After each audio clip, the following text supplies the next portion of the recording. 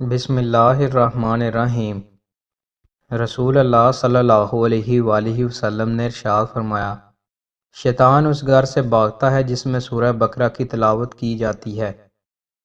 حضرت ابن عمر رضی اللہ تعالیٰ عنہ بیان کرتے ہیں، رسول اللہ صلی اللہ علیہ وآلہ وسلم نے میرے جسم کے کسی حصے کو پکڑ کر فرمایا، دنیا میں ایسے رہو گویا تم ایک پردیسی یا راہ گیر ہو، اور اپنے آپ کو اہل قبور مردوں میں سے شمار کرو۔ رسول اللہ صلی اللہ علیہ وآلہ وسلم نے ارشاد فرمایا، آدمی کی جماعت کے ساتھ پڑھی ہوئی نماز اس کے گھر یا بازار میں پڑھی ہوئی نماز سے 20 سے زیادہ درجے افضل ہے۔ رسول اللہ صلی اللہ علیہ وآلہ وسلم نے ارشاد فرمایا، دو قسم کے لوگوں پر رشک کرنا جائز ہے، ایک وہ آدمی جسے اللہ نے مال عطا کیا اور پھر اس کو راہ حق میں اسے خرچ کرنے کی توفیق عطا فرمائی، اور ایک وہ آدمی جسے اللہ نے حکمت عطا کی اور وہ اس کے مطابق فیصلہ کرتا ہے اور اسے دوسروں کو سکھاتا ہے۔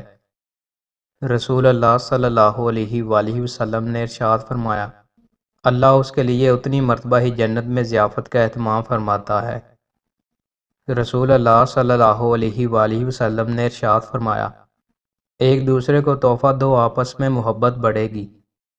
رسول اللہ صلی اللہ علیہ وآلہ وسلم نے ارشاد فرمایا، پریشان حال کی مدد کرو اور راستہ بھول جانے والے کی رہنمائی کرو۔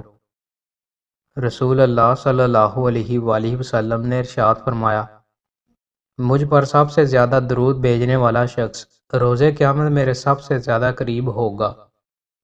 رسول اللہ صلی اللہ علیہ وآلہ وسلم نے ارشاد فرمایا، خرچ کیا کر گنا نہ کر تاکہ تمہیں بھی گن کے نہ ملے، اور جوڑ کے نہ رکھو تاکہ تم سے بھی اللہ تعالیٰ اپنی نعمتوں کو نہ چھپا لے۔ مدینہ منورہ میں موت کی فضیلت۔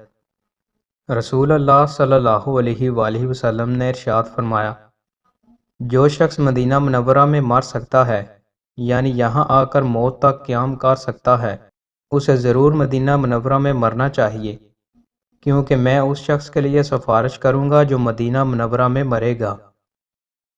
دوستو، مزید اچھی ویڈیوز کے لیے ہمارے چینل کو سبسکرائب لازمی کریں۔ بہت شکریہ۔